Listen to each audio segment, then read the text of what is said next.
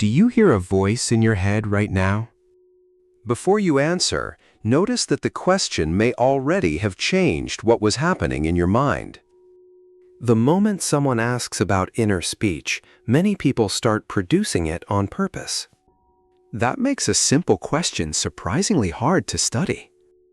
Inner speech usually means experiencing language without speaking aloud. When it is vivid, it may feel like silently saying a sentence in your own voice.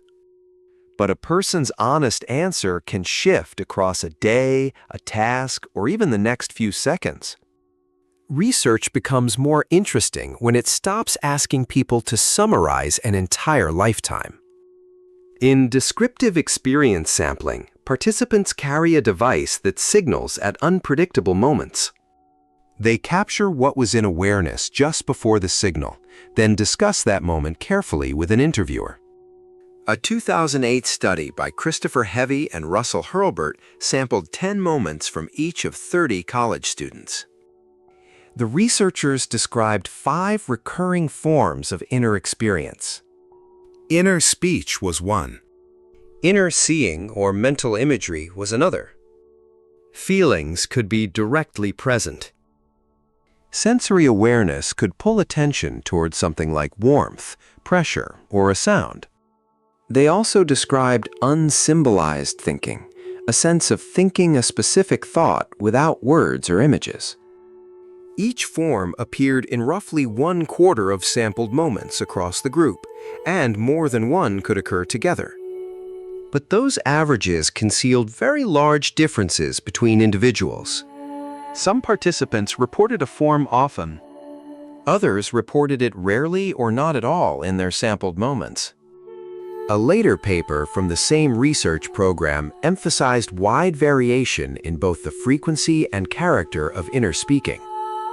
That alone should make us cautious about the claim that everyone thinks in a constant voice. It also makes the opposite claim that some people simply have no inner life, equally careless. Yet one number from this work is often repeated online. Inner speech appeared in about 26% of sampled moments. That figure is a group estimate from one method and one modest sample, not a label for every human mind. Descriptive experience sampling is demanding, interpretive, and designed to examine brief moments in depth.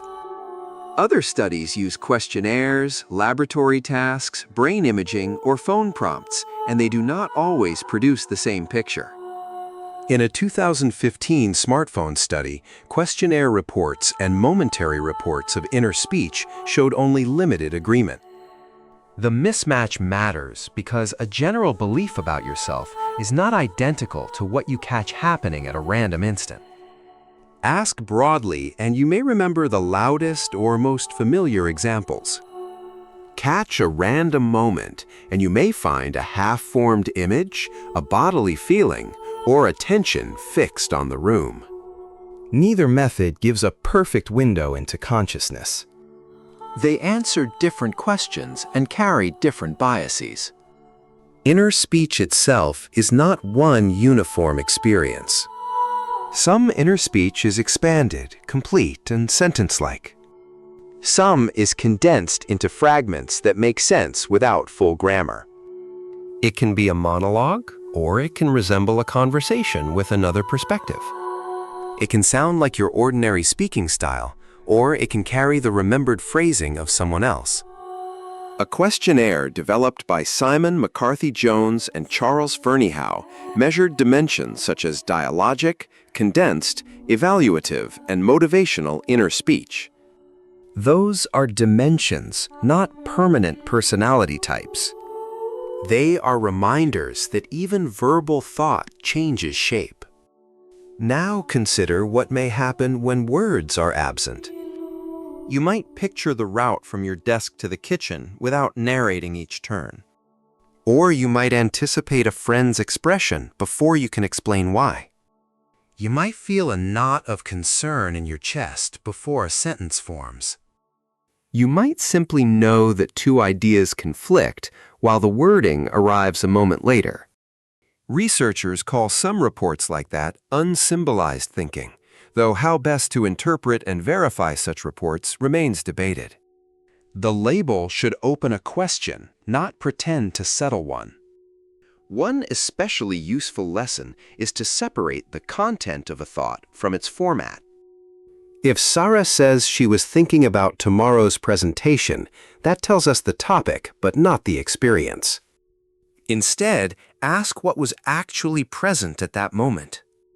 Was she silently rehearsing the opening, seeing the conference room, feeling tension in her shoulders, or holding a wordless sense that something was unfinished? Those answers can overlap. A single moment may contain language, imagery, feeling, and sensory attention at once.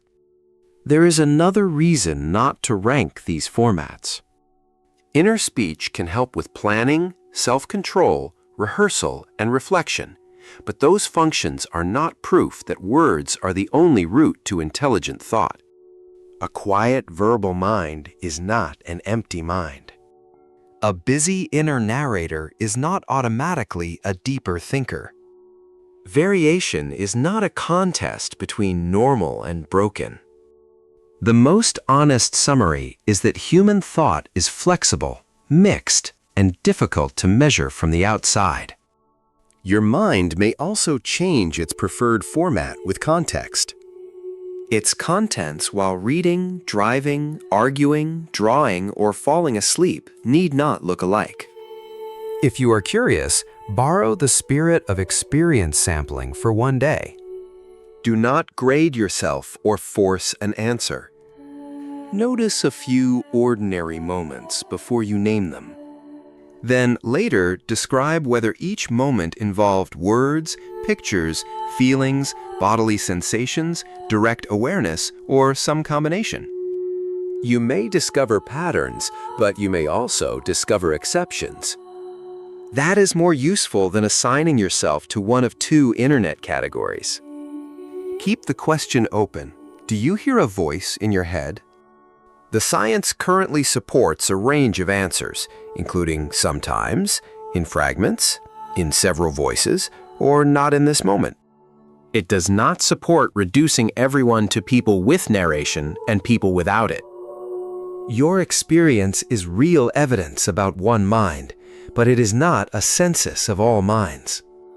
It is one changing sample. Pay attention with curiosity and leave room for what does not fit neatly into words. That small act is closer to the research than any viral binary.